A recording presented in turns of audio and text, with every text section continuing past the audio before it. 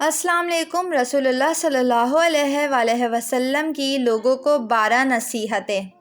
رسول اللہ صلی اللہ علیہ وآلہ وسلم نے پوری دنیا کو جینے کا انداز بتا دیا۔ آپ نے کھانے پینے، چلنے اٹھنے، بیٹھنے، دیکھنے کا طریقہ بتایا۔ نمبر 1، آپ صلی اللہ علیہ وآلہ وسلم نے فرمایا، کھانے پر پھونک نہ مارا کرو۔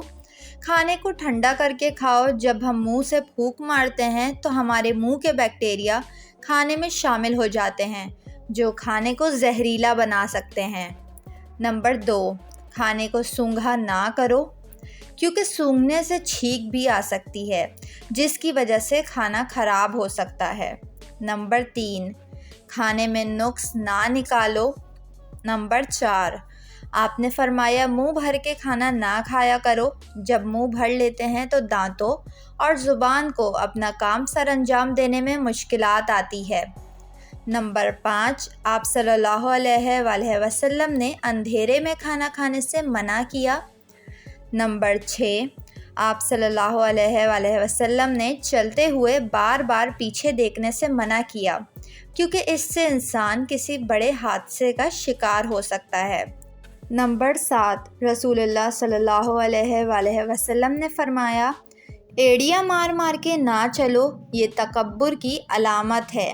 نمبر 8، آپ صلی اللہ علیہ وآلہ وسلم نے فرمایا، جھوٹ نہ بولو، یہ معاشرے میں تمام برائیوں کی جڑ ہے۔ نمبر 9، گھر میں داخل ہوتے وقت سلام کیا کرو۔